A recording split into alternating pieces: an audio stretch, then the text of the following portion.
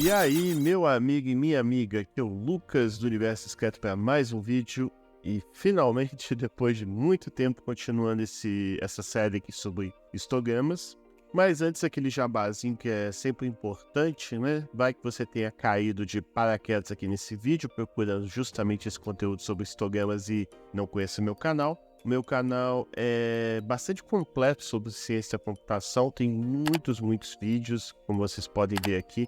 Desde o básico, aonde eu tento falar um pouquinho sobre curiosidades de computação, vídeos esses que são para todo mundo, para todo o público aí em geral, mas também tem vídeos tipo esse que você está assistindo agora, que são quase como se fossem videoaulas, um formato bem mais abrangente, mais técnico, mais completo. Você está assistindo aqui o de Python e OpenCV, que é essa playlist aqui que devagarzinho está crescendo. Então tem desde os vídeos mais técnicos, mais avançados, como esse que você está assistindo agora, que faz parte dessa playlist aqui de Python e OpenCV. É quase como se fosse um livro mesmo, bem completo, vídeos bem abrangentes sobre cada tópico. Mas tem também conteúdo sobre inteligência artificial, como é o caso aqui de redes neurais artificiais, ou vídeos de machine learning mais clássico, vamos dizer assim. Então dá uma olhada aí, tem bastante coisa, tem mais de 300 vídeos. Se você achar que vale a pena aí, se inscreve. Me ajude aí que falta pouco para chegar em 20 mil inscritos. E também se você achar que esse trabalho vale a pena investir financeiramente, não deixa também de mandar um Pix no Universo Discreto, pix@gmail.com. Mas qualquer ajuda, seja na forma de like, comentário, inscrição, já ajuda muito a promover e fortalecer esse conteúdo. E para quem tiver feito isso, meu muito obrigado. E sem enrolação, vamos para esse vídeo aqui onde vamos falar um pouquinho sobre histogramas. Antes da gente começar a falar sobre histogramas propriamente dito, eu acho que é importante comentar sobre essa função aqui. É uma função que a gente tem usado há bastante tempo aqui nessa playlist, que serve para a gente mostrar o grid de imagens assim lado a lado, usando a Matplotlib,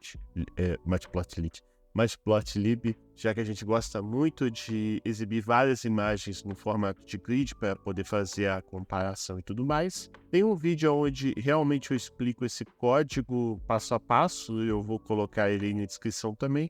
Mas eu só queria comentar que eu dei uma atualizada nessa função, acho que ela ficou menor, mais clara de entender.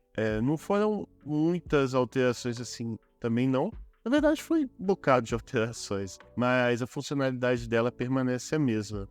Eu só queria comentar que, basicamente, como eu falei, ela funciona com a Matplotlib, como a gente está vendo aqui. Sempre que a gente chamar Show Images, a gente vai passar uma lista com as imagens que a gente vai mostrar lado a lado. Pode ser quantas quiser. Então a gente pode mostrar 2 imagens lado a lado, ou uma única imagem, ou 4 imagens numa grade 2x2. Então a gente tem bastante flexibilidade aí. 3 imagens numa grade 3x3, 4x4, por aí vai. Só que ao fazer isso a gente tem que ter o cuidado de ajustar o tamanho conforme. Não dá para a gente querer mostrar 1000 imagens e ela ter uma imagem muito grande, você vai estourar aí essa barra de rolagem. Então, só lembrando que nessa função a gente fornece as imagens e também os nomes que vão aparecer no alto delas. Então, logicamente, se você vai exibir 4 imagens, você vai precisar de 4 títulos, também 4 nomes que vão ficar no topo dessas imagens. O tamanho, que se eu não me engano é largura e altura aqui, e aí a informação de como a gente vai dispor essas imagens, organizá-las. Por exemplo, se a gente colocar 1x2, significa que a gente vai ter uma linha de imagens com 2 colunas, ou seja, 2 imagens numa mesma linha. Se a gente trocasse para 2 e 1 aqui, você ia ter 2 linhas, onde na primeira linha você tem uma imagem só, e na segunda uma imagem só também. Eu não vou explicar tudo aqui não, porque lá naquele outro vídeo eu já tinha entrado em detalhes sobre isso. Só comentar mesmo que talvez uma das partes que mais confundam é essa linha aqui, né? A gente monta uma figura na Matplotlib, onde a gente vai trabalhar com os subplots. Os subplots é justamente cada imagem nesse grid, a gente usa a Matplotlib para fazer isso.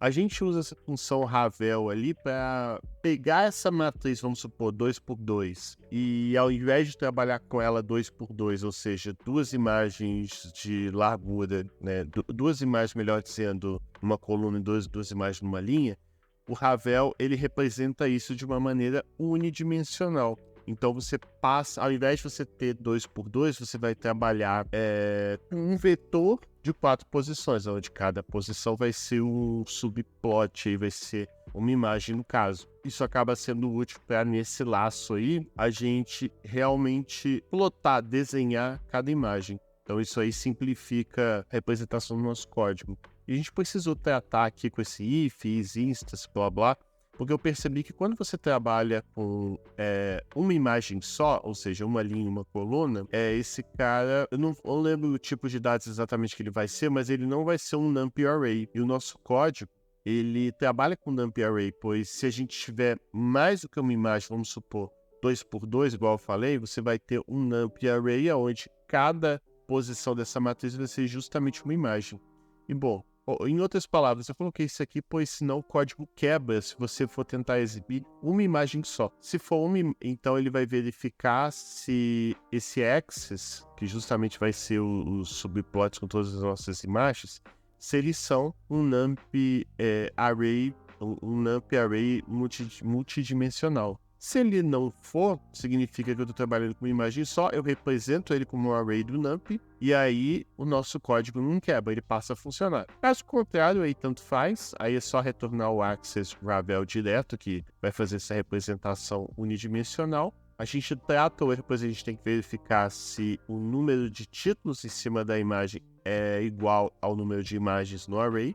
Se for, aí esse for vai fazer toda a jogada bem parecido com o que eu falei no outro vídeo, só que mais simplificado.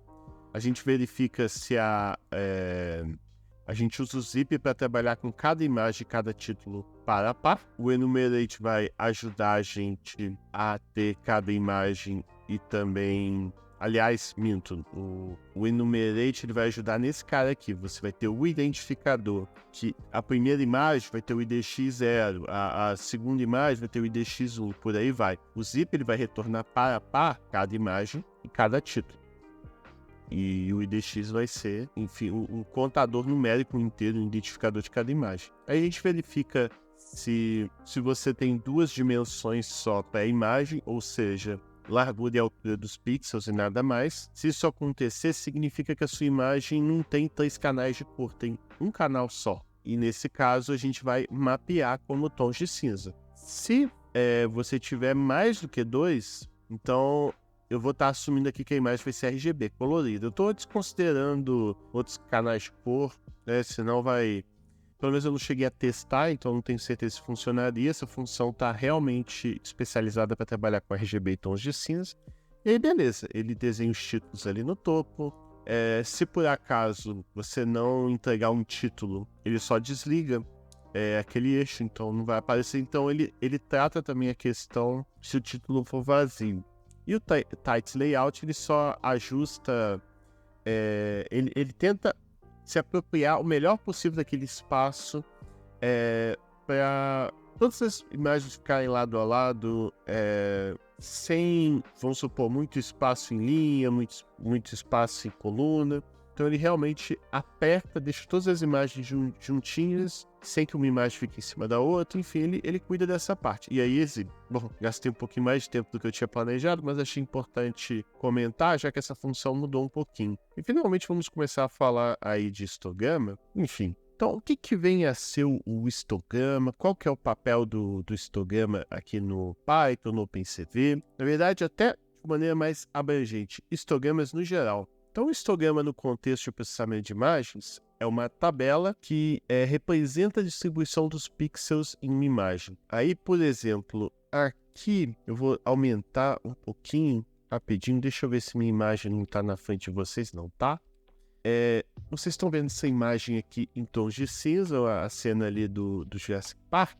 Aí o que eu fiz? Eu criei uma tabela onde para cada tom de cor, onde 0 vai ser o pixel mais preto, no pixel mais escuro, e aqui tá aparecendo 250, mas na verdade o máximo aqui deve ser 255.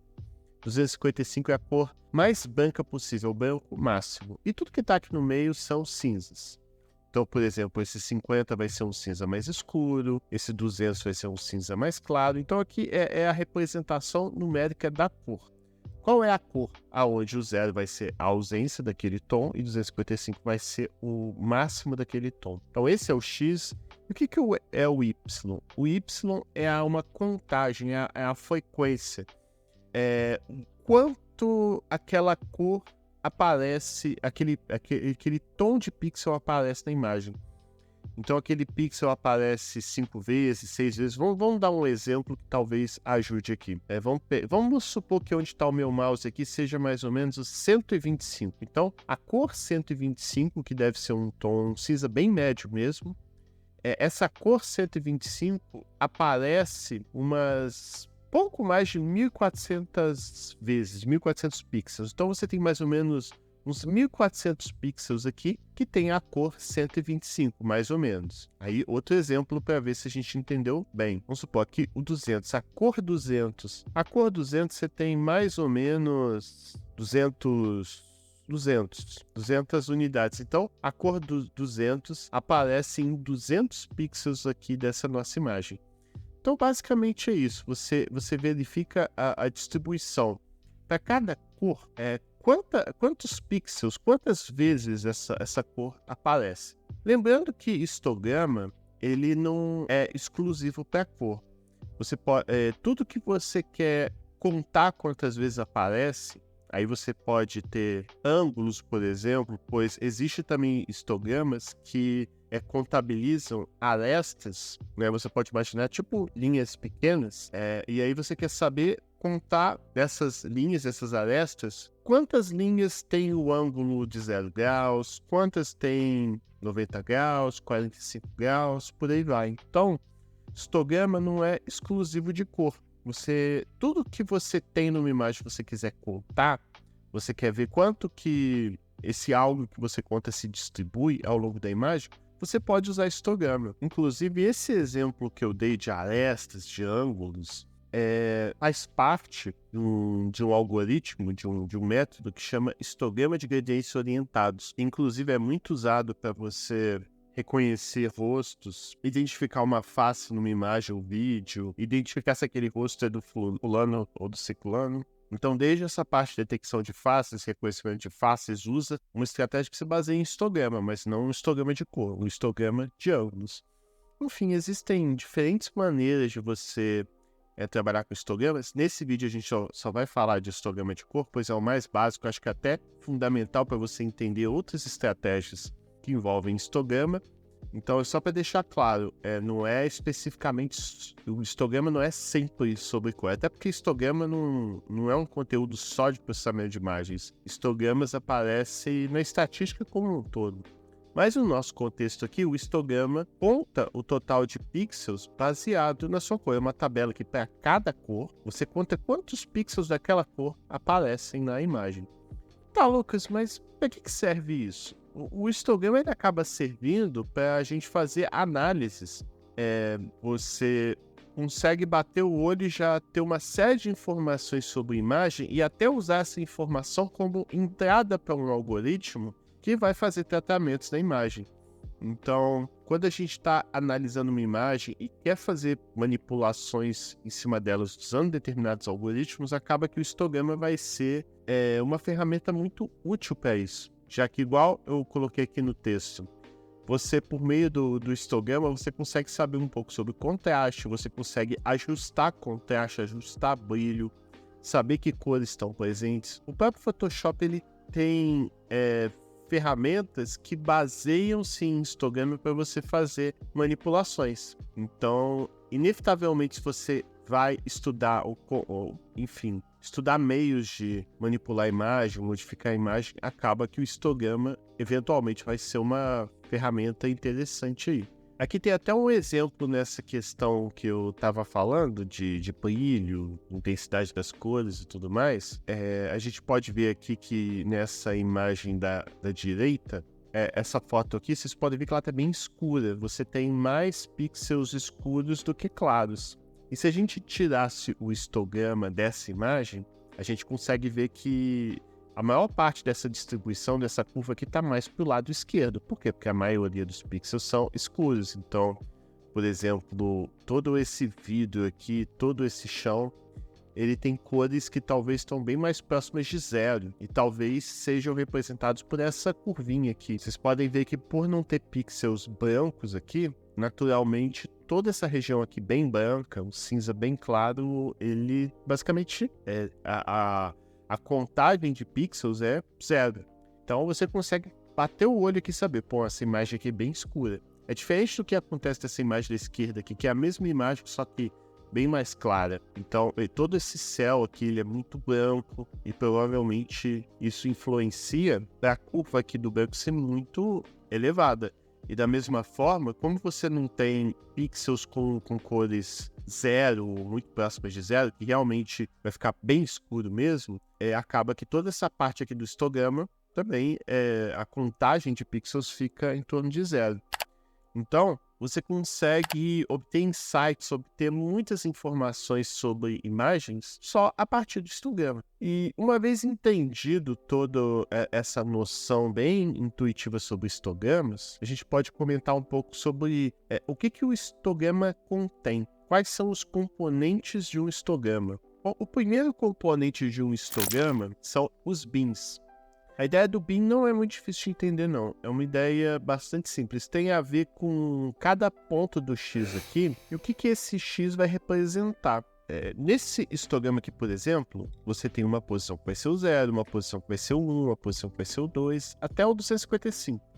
Mas aqui você tem bins que são basicamente 1, ou seja, cada cor possível está representada com um bin, uma posição. Você poderia modificar esse histograma para que cada posição represente, vamos supor, duas cores. Então a primeira posição representaria as cores 0 e 1, ou seja, para um mesmo x igual a 0, aquele x representa as cores 0 e 1. E aí você vai contar ao mesmo tempo quantas vezes as cores 0 e 1 aparecem.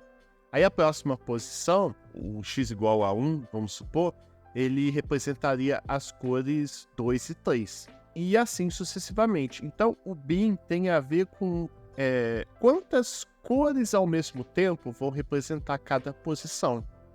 Normalmente a gente trabalha com bins igual a 1 mesmo, mas nada impede que você defina que uma posição x vai contar as cores que vão de 0 até 50.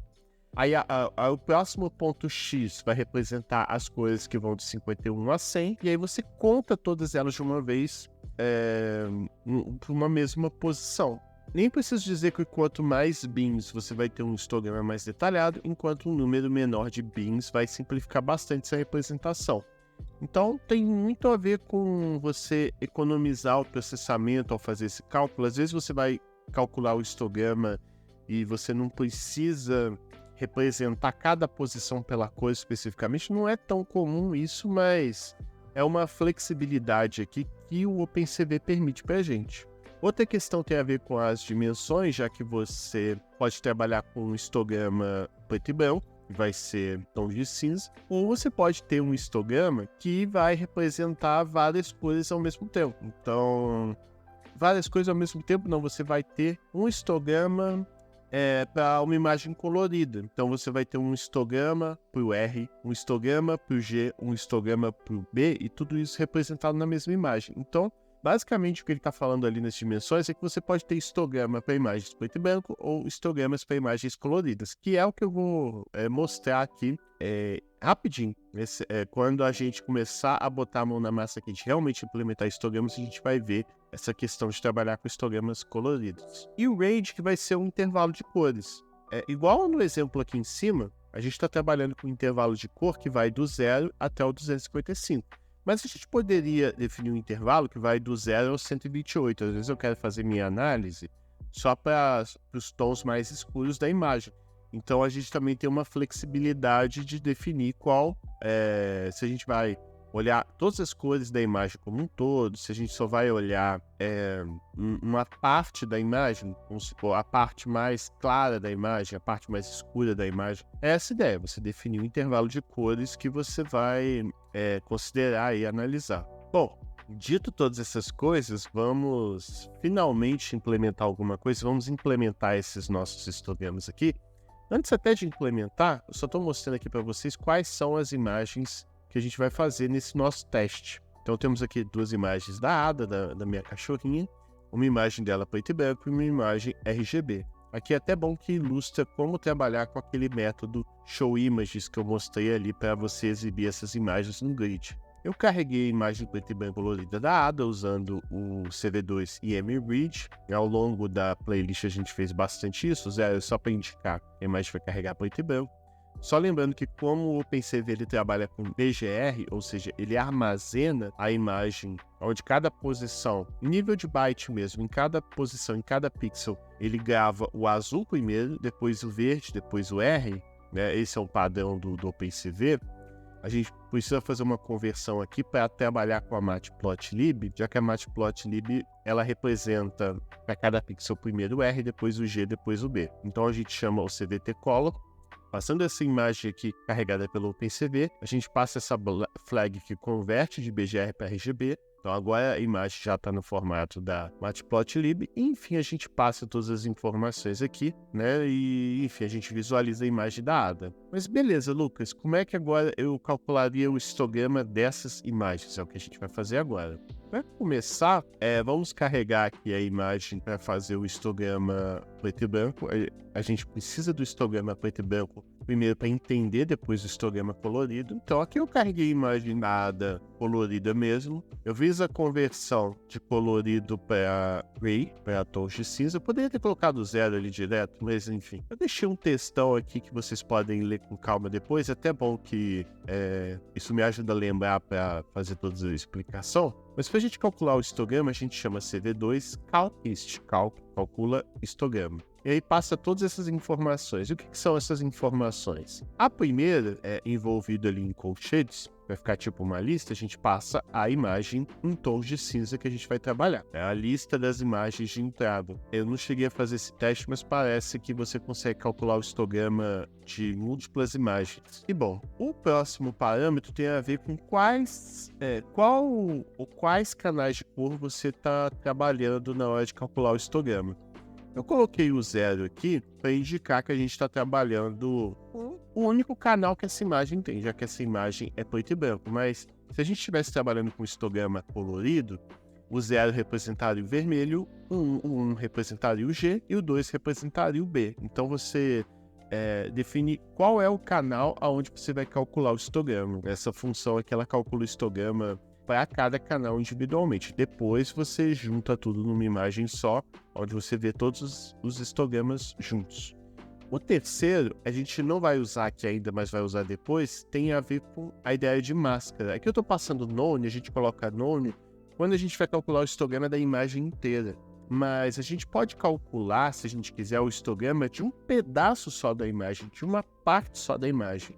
Então a gente define uma máscara que vai ser a parte da imagem que a gente vai calcular esse histograma.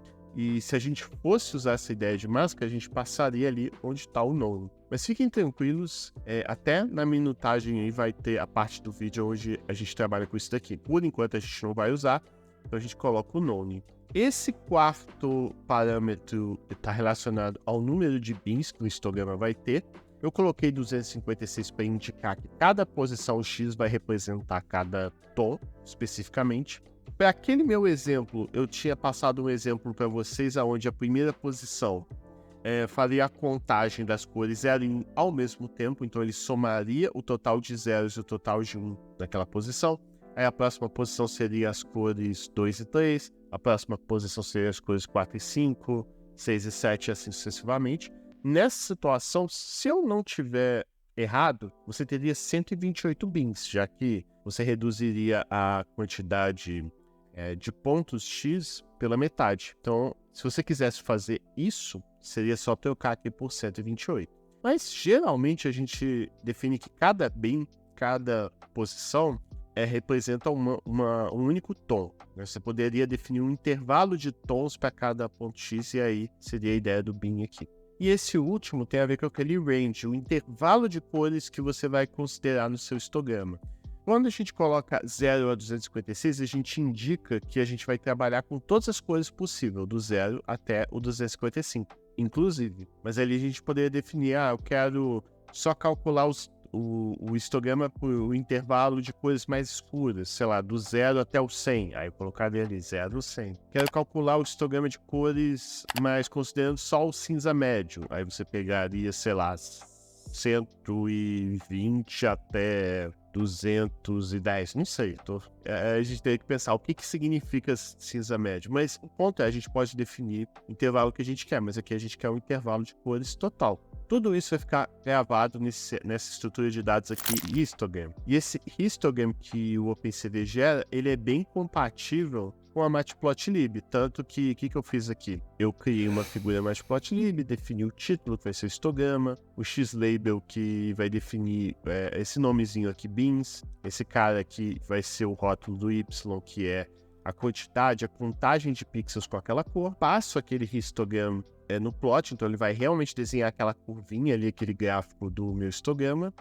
Eu defino que o X desse meu plot vai do 0 até 256, que é justamente o range ali que eu passei também, e o show que vai exibir. Então aquela imagem preto e branco da Ada tem esse histograma, e assim, é uma imagem, eu não sei agora de cabeça a resolução, mas o fato é que é uma imagem de resolução muito alta, por isso que vocês estão vendo aí 60 mil pixels, 50 mil pixels, é uma imagem bem grande. E é uma imagem onde a maior parte dos tons se concentra meio que nesse cinza médio mesmo. Você tem poucos pixels escuros mesmo, ela não chega nem perto do 10 mil. E você tem uma quantidade de pixels brancos até que tenta se aproximar do 20 mil, mas deve parar aqui no 17, 18 mil pixels muito, muito brancos mesmo. Então, é isso. Essa aqui é a ideia para a gente calcular o histograma de escala de cinza, de tons de cinza. E a gente vai usar isso como base para calcular o histograma colorido. A ideia é muito parecida com o que a gente acabou de fazer, né? A diferença substancial é que a gente vai ter que calcular o histograma para cada canal. Mas, enfim, primeiro a gente carrega a imagem da Ada colorida. A gente definiu esse cara aqui, colors, que vai representar cada canal. Canal B, azul, o G, verde, o R, o vermelho. Aí a gente faz um for que vai repetir para cada canal, e para cada canal vai calcular o histograma. Então esse colors aqui, da primeira vez que rodar, a gente vai calcular o histograma do azul, depois do verde, depois do vermelho. A gente usou o enumerate para, junto com cada color, cada cor, a gente pegar também o identificador daquela cor. Então o B vai ter o I igual a 0, o G vai ter o I igual a 1 e o R vai ter o I igual a 2. Beleza, para cada repetição, calc rist igual a gente fez antes, passando a mesma imagem, a única diferença mesmo é esse I aí, aqui onde o 0 vai representar o azul, né? Graças a esse I, graças a esse enumerate. O I igual a 0 vai ser o azul, o G vai ter o I igual a 1 e o R vai ter o I igual a 2. O none ali igual para a máscara, a quantidade de bins a mesma e o intervalo de cores o mesmo também. Aí para esse PLT plot, que aí já é do Matplotlib, ele vai plotar o histograma recebendo... Aí o que ele vai fazer? Ele vai desenhar o plot, a curvinha ali do histograma já com a cor certa. Como o color ali que ele vai receber vai ser B, depois G e o R, então o Matplotlib já sabe que o histograma azul ele vai desenhar com a cor azul. O histograma verde ele vai desenhar com o G, com o verde. E o histograma do vermelho, ele vai colorir com o plot com a cor R, que vai ser o vermelho. O mesmo limite que antes, os títulos, rótulos, tal, tudo bonitinho. E tá aqui. Essa imagem tem uma quantidade grande até de azul bem claro. Aqui mais pro tom que se aproxima de um cinza médio escuro e por aí vai, né, que seria no caso, você tem uma concentração de verde com tons bem mais... Enfim, nesse nível, o que eu estou tentando dizer é que nesse nível aqui você tem uma ocorrência de verde muito mais acentuada do que de vermelho e de azul. O que faz sentido, né? Já que essa imagem da Ada, você tem uma vegetação aqui verde escura, tal, bem grande. Então isso acaba se refletindo no histograma. A ocorrência de vermelho está bem relacionada a essa coleira vermelha dela. E aí, até para ajudar, porque talvez assim você batendo o olho, você tenha um pouco de dificuldade. Aí, só comentando rapidinho essa questão do verde, a gente pode ver que tem uma ocorrência de verde assim muito forte, o verde de tom máximo, de aproximadamente 50 mil pixels com esse tom máximo de verde, o que eu acho que reflete bastante essa vegetação verdinha assim clarinha da grama e tudo mais. Mas talvez você tenha um pouco de dificuldade de entender por que tanto azul, né? Onde está a ocorrência desse azul na imagem? Pra gente entender melhor isso, o que eu fiz? Eu peguei a imagem da ADA de novo, eu chamei essa operação split, o que ela faz? Ela pega o RGB e separa, faz uma imagem em tons de cinza do azul, uma imagem em tons de cinza do verde e uma imagem em tons de cinza de vermelho e exibir. Para que eu exibi isso? É justamente para a gente poder ver cada canal em separado. Por exemplo, aqui é o canal do azul. Aonde você tiver bastante azul, naquele ponto a imagem, o pixel vai ficar muito claro. Ali é para indicar que você tem uma ocorrência do azul muito grande. Aí só para ilustrar isso que eu acho que vai ajudar a entender, onde tiver uma ocorrência grande de verde nessa imagem de baixo, significa que aquelas posições que o cinza está bem claro aproximando do branco é onde tem uma ocorrência forte de verde, que faz sentido ali na gama. Onde tiver uma ocorrência de vermelho muito forte, você vai ter um pixel, um cinza branco, e como vocês podem ver a coleira que é bem vermelha, ficou bem forte a língua também. E curiosamente na Ada, no pelo dela que é mais pretinho, você tem um canal azul ali bastante forte, né? Então acho que isso reflete um pouco o efeito ali no histograma. E vamos lembrar também que essa parte aqui da Ada é bem clarinha nas 3 imagens, já que toda essa parte aqui da bochechinha e tudo mais é um marronzinho muito próximo do branco, pelo menos na foto ali. Você tem a ocorrência das 3 cores. Então, né, em toda essa região da ADA aqui, você tem uma região, você tem uma coloração onde o canal de vermelho, verde e azul está aparecendo ali, né? No céu branco, você tem a ocorrência do vermelho, verde e do azul também. E por aí vai, né? Então, isso ajudou um pouco a explicar aquela questão do azul. Acredito que seja todo esse pelo da ADA que o canal azul tá bastante presente ali. E beleza, né, Lucas? Você explicou, mas e a questão da máscara? Aí é isso, né? Só terminando essa parte do histograma colorido. No fim, você tem um plot onde os 3 histogramas aparecem juntos na mesma imagem. Mas enfim, vamos falar agora do histograma da máscara mesmo. Um histograma onde você informa a máscara. Como é que a gente trabalha com isso? Bom, aí de novo eu carreguei a imagem da Ada aqui preto e branco para mostrar a ideia da máscara com preto e branco, que acho que é mais fácil da gente entender. A gente precisa criar uma imagem de mesmo tamanho da imagem original, onde a região da máscara vai ter uma cor toda branca. E a região que não faz parte da máscara vai ter a cor toda preta, né? Basicamente isso aqui, ó, um exemplo de máscara. Se eu quiser calcular o histograma só dessa região, então toda aquela região eu deixo branca e tudo que não faz parte da máscara com preto. E eu posso definir a máscara com o formato que eu quiser, não precisa ser só quadrado. E o que é importante é eu desenhar uma imagem de mesmo tamanho da imagem original, marcando os pixels brancos que vão pertencer ali à máscara de fato. Como é que eu fiz isso via código? Eu chamei o método np0, que vai criar tipo uma matriz toda preenchida com zeros. E esse é um jeito de no OpenCV a gente criar uma imagem toda preta. E aí depois faz as manipulações que a gente quiser. Aqui o mg.shape2, né, esse 2.2 aqui é para limitar que eu só quero as colunas 0 e 1 do meu shape, que é justamente as colunas que representam, respectivamente, a altura e a largura. O 2 já seria canais de cor. Então, tudo isso aqui é só para eu pegar altura e largura juntas, que é uma informação que eu tenho que passar para o NP0 ali. Se eu não me engano, uma tupla contendo altura e largura. E essa segunda informação, eu tenho que dizer o tipo de dados de cada posição da minha matriz. Se a gente estiver trabalhando com imagens no OpenCV, normalmente o tipo de dados que a gente usa é inteiro sem sinal 8 bits. Por que 8 bits? Pois justamente são 256 cores possível do 0 até o 255. São 256 possibilidades e é justamente 8 bits. Se você fizer 2 elevado a 8, vai dar justamente 256. Enfim, esse cara vai ser minha máscara. Só que aqui a imagem está toda preta O que eu preciso fazer agora é definir uma região branca, que vai ser a minha máscara. Aí eu abri o Paint, enfim, alguma ferramenta de imagens, definir na mão que da posição Y igual a 50 até 1500, se eu não me engano é isso mesmo. Aliás, não, é isso mesmo. O 50 é mais ou menos aqui, dos 50 até o 1500, dessa altura, e do meu X que vai de 500 até 2000, 500 aqui, X igual a 500 até 2000 aqui. Toda essa área da minha matriz mask, eu vou salvar o valor 255, que é o branco. Então, com isso, a gente pega uma parte considerável da vegetação que vai justamente influenciar.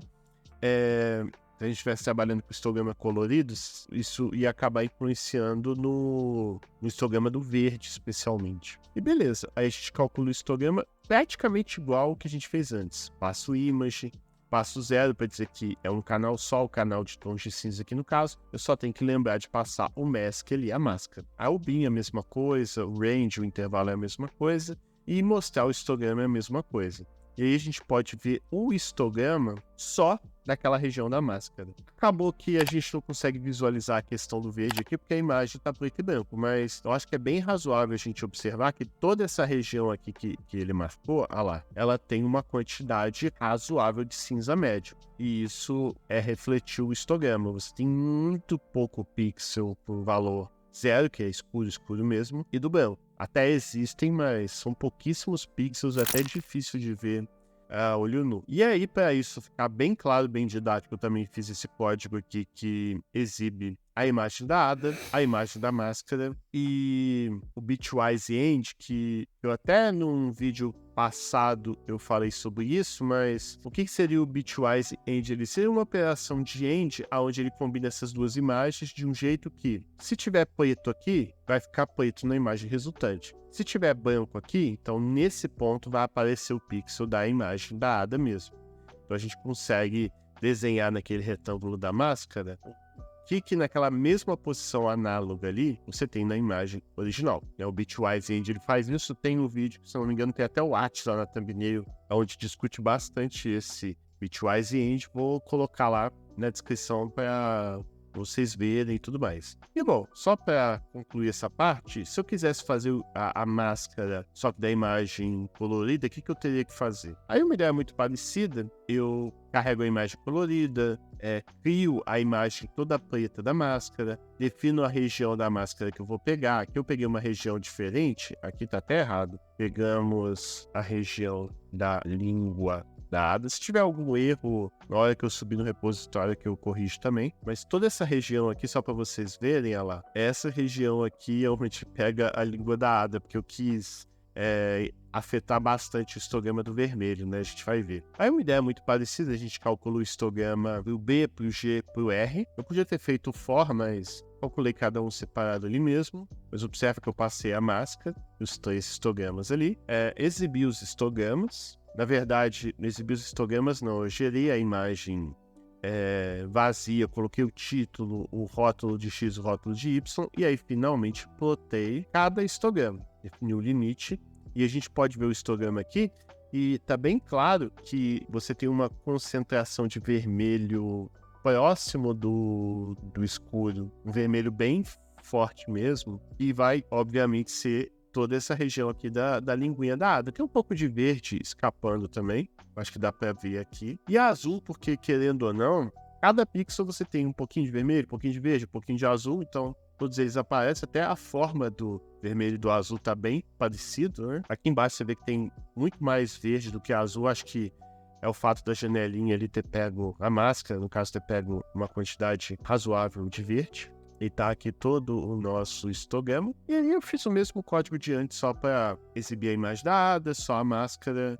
E a máscara mostra na mesma posição da máscara o que você tem no original, na imagem original ali no caso. E bom, o vídeo não ficar muito longo, porque na verdade tem bem mais coisas que isso. Eu tava imaginando mesmo de fazer esse vídeo parte 1, parte 2, porque tem muita coisa. Mas para fechar, eu vou mostrar a equalização de histograma, e na parte 2 eu vou mostrar algumas operações interessantes de comparação. Enfim, eu devia falar isso mais perto do final, mas só para vocês saberem que Eu vou terminar essa parte aqui e depois vai ter a parte 2 desse vídeo. Aí finalmente vamos mostrar aqui na equalização de histograma como usar essa ideia de histogramas para fazer uma operação bem útil aqui. Quando a gente fala de equalização de histogramas, a gente está falando de uma técnica, de uma estratégia que automaticamente melhora o contraste de uma imagem. Então, se você tiver uma imagem... eu vou até pegar como exemplos aqui a página da Wikipedia que fala sobre equalização de histograma, que eu acho que ela tem alguns exemplos interessantes aqui. Mas vamos supor, você tem uma imagem aqui bastante escura, e se você aplica a equalização de histograma, ela deu uma melhoradinha, né? Não sei se é tão visível aqui, talvez nesse exemplo aqui vai ficar mais claro, ó.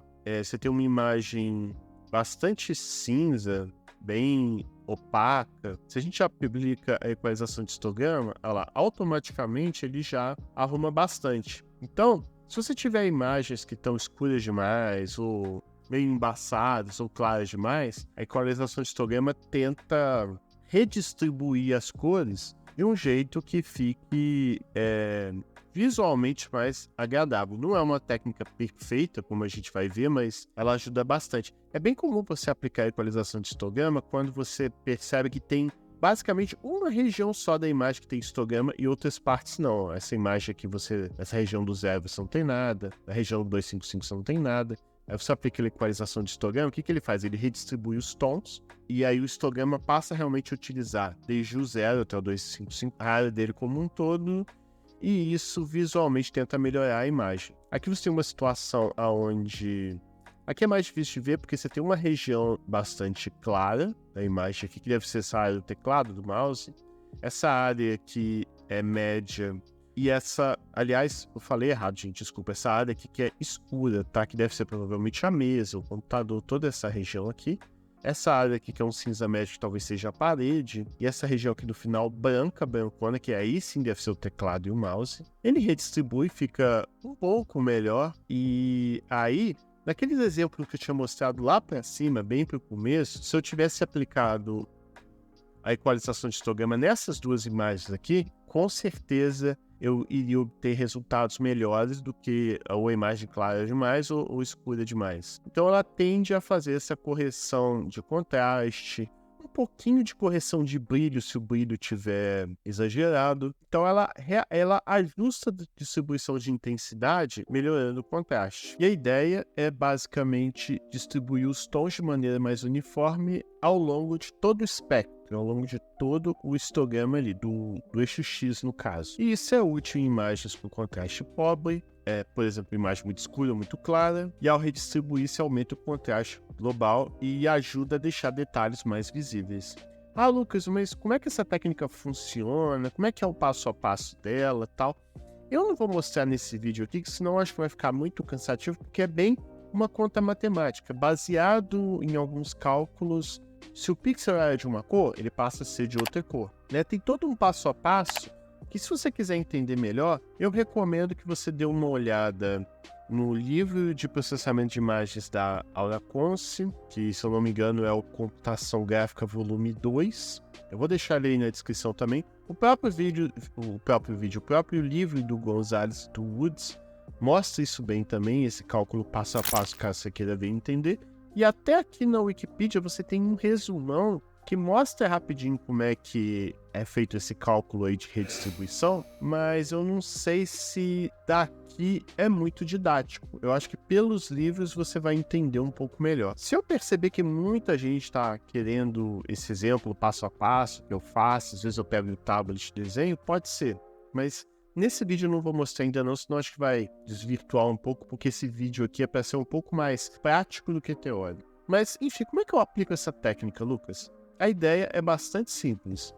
Normalmente você aplica essa estratégia com imagens preto e branco. Até tem como se aplicar com imagens coloridas, eu vou mostrar. Mas para a gente entender isso, a gente precisa entender primeiro imagens preto e branco. Eu carreguei essa imagem aqui, tem uma imagem de satélite aqui, que eu carreguei, aí é simplesmente chamar CV2 Equalize Hist passando a imagem. E aí o retorno dessa função já vai ser a imagem equalizada. Então você não tem questões de parâmetro que você ajusta, a função é bem automática, você não tem muito controle sobre essa equalização. E aí a gente pode ver Eu chamei aqui de histograma equalizado, mas talvez o melhor seria eu chamar de imagem equalizada, né? Agora que eu me toquei.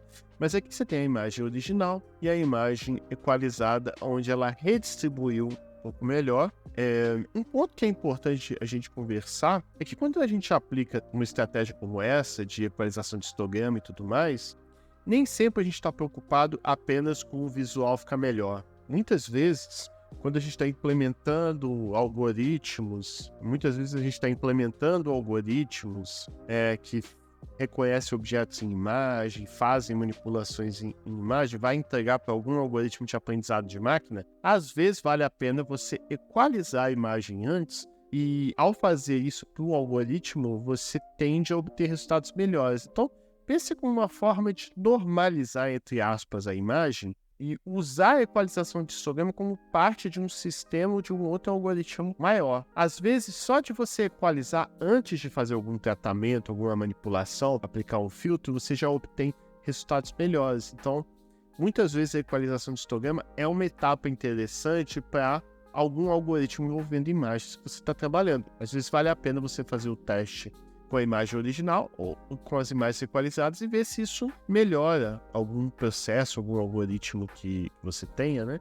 E aí, só para a gente visualizar, eu usei os mesmos algoritmos de antes para calcular histograma da imagem original e da imagem equalizada, e a gente pode ver que a imagem original, olha lá, o histograma dela é esse azul aqui, ele está basicamente com os pixels concentrados entre a cor 150 e a cor 200. E o que o histograma equalizado fez? Ele redistribuiu, aonde agora você tem pixels de todas as cores, inclusive da cor 0 e da cor 255. Então ele faz toda essa redistribuição e a gente pode ver pelo histograma ali. Eu até coloquei um labelzinho para a gente saber o que é o de cor azul é a imagem original, é o histograma da imagem original, e o R, ou seja, do vermelho, é o rótulo da imagem equalizada. E aí a última coisa que eu acho que é importante a gente conversar é como é que eu equalizo o histograma de uma imagem colorida. Porque uma ideia natural que as pessoas pensam é, bom, vou equalizar cada canal separadamente, vou equalizar o R, depois vou equalizar o G e vou equalizar o B. E isso, em geral, tende a dar resultados muito ruins. Eu não recomendo que vocês façam isso. Se você não acreditar, até faça o teste, em geral os resultados ficam péssimos. Você perde o realismo assim, das coisas originais. Então, uma estratégia melhor, que costuma funcionar melhor quando você quer equalizar uma imagem colorida, é você, ao invés de trabalhar com RGB, você trabalha com outra representação de cores. Por exemplo, HSV, ou a escolha que eu fiz aqui, YCRCB, que é muito usado em padrões envolvendo vídeo, sabe? Tipo esses padrões PAL-M, NTSC. Eu não lembro agora em qual deles que usa o YCRCB. Mas é um padrão desses que você costuma ver em sistemas de vídeo, seja do norte-americano, né, dos Estados Unidos, ou padrões europeus. Mas enfim, eu escolhi esse aqui, YCRCB. Inclusive está faltando um vídeo onde eu falo sobre esses sistemas de cor no OpenCV e tudo mais. Acho que esse é um vídeo muito bom, um dia eu vou fazer. Mas eu escolhi esse porque nesse espaço de cores, o Y representa apenas o brilho, a informação referente ao brilho. E o CRCB, ele representa as cores. Você costuma ter essa separação, pois um problema muito grande no passado, quando você ia fazer transmissões de TV e tudo mais, você tinha um problema que, essa fita ou esse jogo, isso acontecia muito com jogos de PlayStation, esse jogo, essa fita aqui, enfim, essa gravação, esse vídeo europeu, eu quero rodar numa TV ou em algum dispositivo dos Estados Unidos, ou quero pegar esse dos Estados Unidos e rodar algum dispositivo japonês, por aí vai. Isso, obviamente, gerava problemas. Mas como você separa a luminância e o Y das cores, por exemplo, CRCB, quando você exibia num dispositivo de outro país, você ainda conseguia assistir preto e branco. Por quê? Porque o Y, né, esse padrão da luminância, é o mesmo para todo mundo. O que muda é as cores. Então, isso ainda meio que permitia você assistir aquele conteúdo só que preto e branco, né? Isso é uma questão mais do passado. Hoje, especialmente pelo aspecto digital, é muito diferente isso, mas esse padrão ficou. Mas acaba que essa ideia de você... É até por isso que muitas vezes você pegava um jogo de PlayStation e quando você rodava num PlayStation de outro país, ele ficava preto e branco. É porque o Y, que é a luminância, o brilho, você ainda mantinha, salvava. Isso é bem claro, por exemplo, no PlayStation 2. Enquanto a representação de cores em cada país mudava, então você tinha essa diferença. Mas não é só por isso também, não. Também tem a questão que quando você separa o que é o brilho do que é cor, quando você aplica isso nos algoritmos, você acaba... Algoritmos que ajustam a iluminação e tal conseguem trabalhar mais fácil, já que você consegue trabalhar com a iluminação com o brilho separadamente das cores. Isso acabava te trazendo essas vantagens. Você conseguia manipular a cor sem se preocupar com o brilho. Você acabava trabalhando com algoritmos que funcionavam independente da iluminação. Então, seja uma iluminação forte ou fraca, a cor continuava sendo a mesma. Então, isso gerava facilitações ao trabalhar com um processamento desse tipo de sinal de vídeo. Mas, enfim, por que eu falei isso tudo? Porque a gente pode aplicar a equalização de histograma só no brilho, que é o Y, a luminância. Então, essa questão de você separar o que é a cor, que é a luminância, do que é o brilho, que é a luminância, acaba gerando essa vantagem até aqui também. Se a gente aplicar a equalização de histograma só no brilho, você consegue redistribuir o brilho sem alterar de uma maneira esdrúxula as cores. Então, você meio que mantém as cores originais e ainda faz esse ajuste de contraste. Então, você consegue ajustar esse contraste mantendo as cores originais. Então, o que eu fiz? Eu carreguei uma imagem aqui. Essa imagem eu converti de BGR para YCRCB. Eu poderia trabalhar com outros espaços de cor, mas aqui eu escolhi o YCRCB, que eu acho que ele deu uns resultados interessantes. Aí tá a imagem aqui. Aí eu apliquei a equalização de histograma apenas no canal 0, que é o canal Y, como vocês podem ver aí. Então, eu peguei todos os pixels da altura, todos os pixels de largura e só o canal 0, que é só o canal de brilho, e apliquei a equalização de histograma nele. Aí, beleza. Fiz isso, converti de volta para RGB, então essa imagem aqui já é o RGB equalizado, e exibir. Aí vocês podem ver essa imagem aqui à esquerda colorida com um pouco contraste, aqui com um contraste melhorado. Ah, Lucas, mas ainda não ficou perfeito, tal, tá estranho. É uma técnica simples para fazer isso, mas ela já quebra um galho. E se você fosse pegar aquela imagem e jogar em algum algoritmo de detecção, de classificação, de ajuste por aí vai, só de você ter feito esse ajuste de contraste dessa maneira, você já tende a obter resultados melhores. Então, quebra um galho. Não é uma técnica perfeita para isso, mas quebra um galho. E no mais, eu acho que é isso. Eu vou mostrar no próximo vídeo a questão de comparar histograma, pois comparar histograma acaba sendo muito útil, pois eu quero saber, essa imagem tem a mesma informação que essa? O mesmo conteúdo dessa imagem é igual ao conteúdo dessa imagem? Histograma ajuda a fazer isso, então ajuda a verificar se duas imagens são iguais, têm o mesmo conteúdo. Eu vou mostrar isso no vídeo 2. E no vídeo 2, que é a continuação desse aqui de histograma, eu também vou mostrar essa estratégia de back projection, que aí você permite reconhecer objetos só pelo histograma. Então, se eu sei que um objeto tem a cor azul, eu quero reconhecer o objeto no vídeo ou na imagem que tem a cor azul, ou a cor amarela, ou a cor verde. Se eu tiver uma separação muito clara da cor do objeto do fundo, uma técnica simples de histograma já permite obter resultados bem legais. Então, já fica um spoiler do que vocês vão ver na parte 2 desse vídeo de histograma. E no mais é isso, tá, pessoal? Obrigado por terem assistido até aqui. Não deixa de curtir, compartilhar, se inscrever, que ajuda demais aqui o canal. Obrigado, membros, aí, por todo o apoio que permite continuar esse trabalho. E nos vemos na próxima, na parte 2 desse vídeo aqui. Valeu, pessoal!